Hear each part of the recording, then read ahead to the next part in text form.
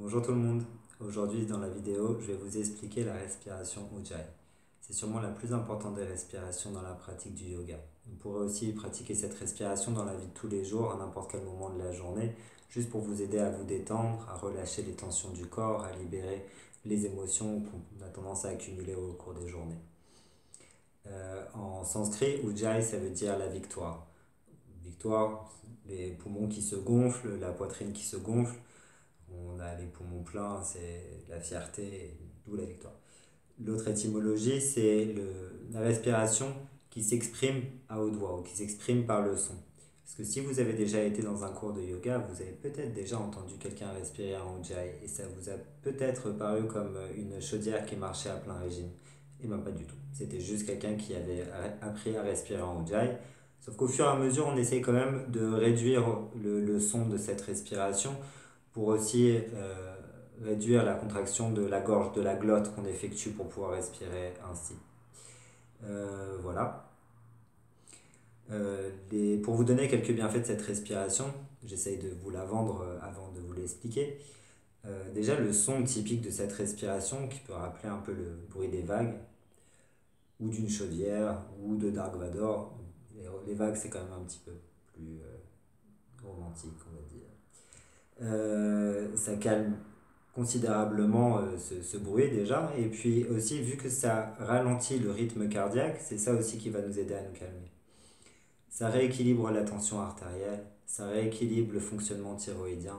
C'est une très bonne respiration pour nous aider à rentrer en méditation.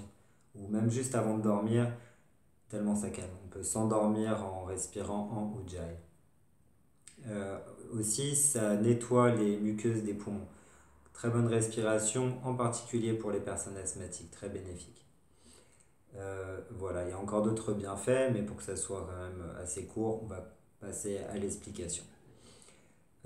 Pas de contre-indication seulement pour les personnes cardiaques. Au début, entraînez-vous à faire cette respiration en étant allongé avec les jambes légèrement surélevées. Sinon, pour tout le monde, à n'importe quel moment de la journée, dans n'importe quelle position, puisque au final, ça sera même pour pratiquer le yoga.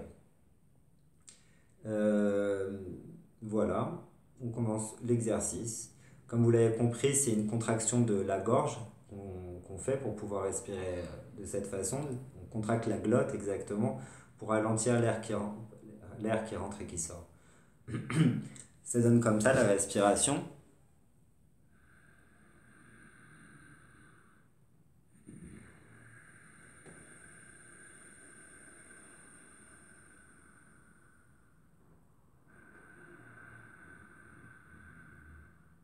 J'exagère vraiment le bruit pour que vous puissiez l'entendre sur la vidéo. Mais au fur et à mesure, on essaye vraiment d'avoir un bruit de plus en plus discret. Alors, première étape, expiration par la bouche. Pour sentir la différence entre la gorge qui est ouverte et la gorge qui est plus serrée, hein, avec la contraction de la glotte, vous allez faire le son A, gorge ouverte, puis le son contraction de la glotte. Comme si vous vouliez faire de la buée sur un miroir. Vous pouvez même prendre une glace ou un miroir et vous entraîner vraiment à faire de la buée le plus longtemps. Donc, on commence l'exercice ensemble, avec ou sans miroir comme vous voulez. Commencez par vider tout l'air de vos poumons. Inspirez profondément.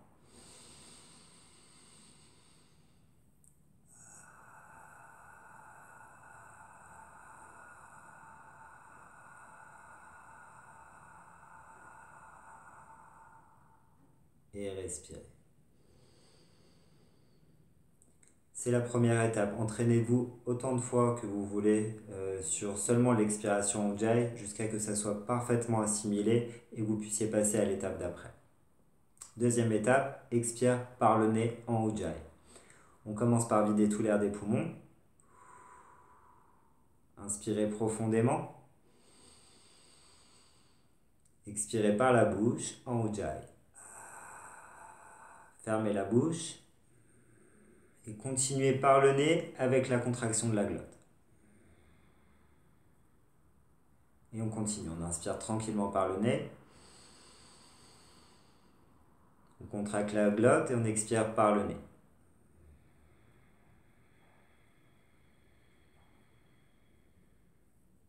Continuez autant de fois que nécessaire pour bien ressentir cette contraction de la glotte sur toute l'expiration.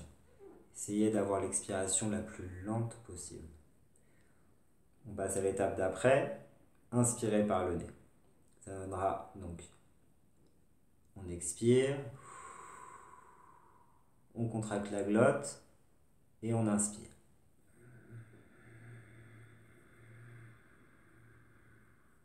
Toujours la glotte contractée, on expire.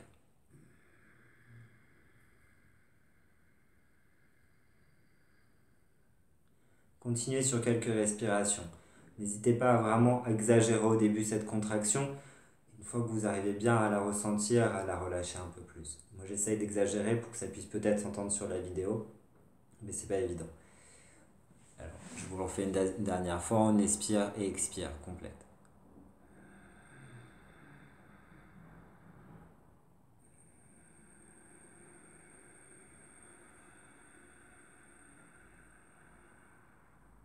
Inspire.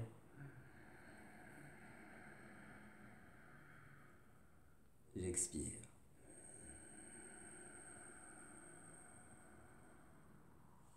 Et voilà. Autant de fois que vous voulez jusqu'à ce que ça soit parfaitement assimilé et que vous puissiez l'intégrer dans toutes vos séances de yoga. Merci de m'avoir écouté et regardé. J'espère que cette vidéo vous sera utile. Et si vous avez aimé, n'hésitez pas à la partager et à vous abonner à ma chaîne pour recevoir les prochaines vidéos directement. Merci à tous. Passez une bonne journée et une bonne continuation de confinement ou de travail. Namasté et à bientôt.